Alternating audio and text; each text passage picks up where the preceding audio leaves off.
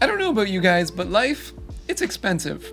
Like way too expensive. And I feel like every single day it's only getting more and more expensive. One job isn't cutting it anymore. You need a side hustle. At this point, it's not even a side hustle, it's just a second job. Whether you're trying to pay off your school loans or your car loans or just pay the bills at the end of the week, you need a side hustle. Unless you live with your parents and don't have any need for a job or have any expenses or...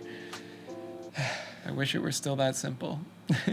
And the TikTok algorithm seems to agree with me because my For You page is completely full of people sharing their side hustles. So this is 10 side hustles that TikTok taught me to make money. Disclaimer, none of these are get rich quick. They all range in difficulty from no experience to some experience to very hard, as well as profitability. Some of these will make you more money where others might not. But I guarantee you every single one requires hard work and you will not get rich quick. That does not exist. You either work hard or you work smart. Each one of these ideas I'll be rating like entry costs, like how much does it cost to actually get started, as well as difficulty. And I would say with all of these, you can make as much money as the work that you want to put in. No particular order, all the links will be down below. If you like their idea, please go to their TikTok and hit the like button, leave a comment, support them. And in this video, I'll just be sharing my thoughts on each idea. All right, let's move into the first side hustle. Starting off with an expensive one, but a really cool one, embroidery. I think there is huge potential here to use TikTok for basically free marketing if you can hit the right audience. For example, here they're buying a champion hoodie and then embroidering Attack on Titan characters onto the sweaters. Personally, I think this is the coolest side hustle of the 10, but the cost of entry is very high.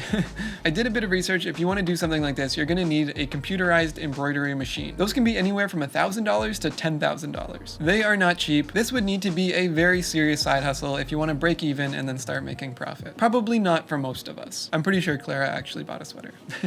So cost, very high. I'm not really sure how hard those machines are to operate, but I would imagine you would still need a bit of technical skills, and then on top of that, you still have to ship out your product. All right, moving on to the next one, furniture restoration. So you go into a secondhand store, you find a piece of furniture that you think could be cleaned up and modernized. This one seems like it would take a little bit more experience to get going. The cost of entry wouldn't be too bad, but on top of that, you're probably going to need a truck to move the furniture or rent a truck, as well as some tools to get the job done. Although I think this one is very respectable and very cool, again, it's not going to be for everyone. I would put the cost around medium and the difficulty to be high. All right, moving on, this one's pretty unique, beer bottle candles. This TikTok user named Random Candle Co. takes beer bottles, cleans them out. She has some method of splitting the beer bottles using boiling hot water and ice cold water, going back and forth. I assume you'd need to create a weak spot and then go back and forth between the two pots. I assume you'd need to use like an electric sander to smooth out the edges. And then you fill it with wax and a wick and slap something funny on it. You got yourself a beer bottle candle. You can sell them on Etsy, sell them on Facebook, sell them on eBay. I really like this one. I think it's really creative. The cost of entry seems pretty low. I mean, you need some beer bottles, some melted wax, print some labels. And then for difficulty, I give it a medium. It sounds like there is a bit of a technique that you need to figure out for splitting the bottles, but overall, doesn't seem that difficult. Would also make a great gift for a friend. All right, let's talk about one where you can sit at your computer and make money. This one is online website reviews. You essentially sign up for this service, you install a Chrome browser to record your screen, the website will show you different websites that you can review, and essentially you just have to speak out loud what you're seeing and what information you're taking in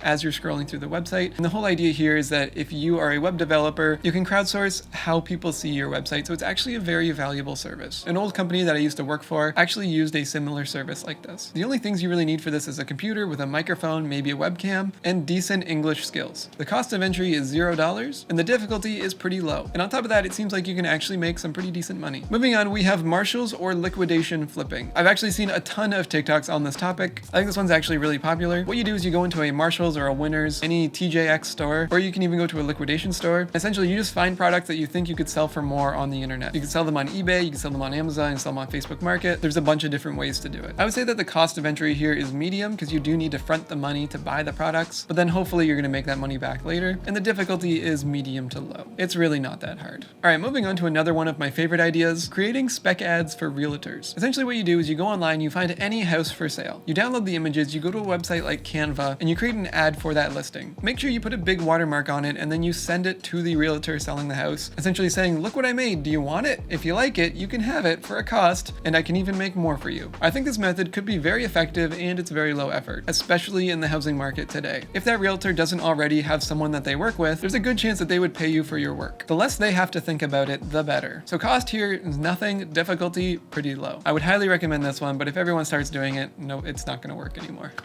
Now this next one, I wasn't really sure how I felt about it at first, but the more I thought about it, I realized it's kind of a win-win situation for everyone involved, Etsy to Facebook Market dropshipping. I don't really like the idea of dropshipping. Something about it seems a little dishonest to me. What you do is you go onto Etsy, you find something for sale, and then you create an ad for it on Facebook. You put a small premium on it, and if it sells, you essentially just send it to the buyer. Hopefully in this case, everyone wins, but something about it still doesn't really make me feel right. Cost? Nothing. Difficulty? Very low. All right, moving on. This is a pretty interesting one.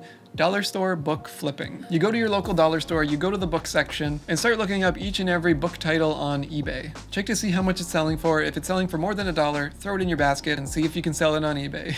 Cost for this one, pretty low. The books are $1. I think we could all afford that. Difficulty, pretty low. Moving on, we have handmade jewelry. This one's not super original. It's not surprising. A lot of people have been doing it forever. I just like how in this TikTok, she's doing it for a very affordable price, and she's making something that's kind of cool. I think it just shows that making jewelry doesn't have to be this big, complicated process. You can do it on a smaller scale. So cost here, I'd say it can be pretty low to medium. And I think difficulty, this could be anywhere from low to high, depending on what you're doing. Again, this one's kind of free range. And lastly, I want to talk about fulfillment by Amazon. This one kind of ties into like the Marshalls flipping or dollar store flipping, or really anything where you have a large inventory of product. You can sign up for the Amazon FBA, which is fulfillment by Amazon, and essentially give them your inventory and they will sell it for you. Now the trick here is if you can get like a full box of a lightweight, small product, whether if it's at a Marshalls or Liquidation place, typically makeup works well. For example, like a makeup product or even small electronics, and you set up your product on Amazon to have good search engine optimization, you should be able to make very good money. And of course, you want to be selling all this stuff for profit. In this example, he buys hairbrushes, packages them up, and sells them on Amazon. This one for cost, I would say anywhere from medium to high, and for difficulty, probably medium. All right, I don't know about you guys, but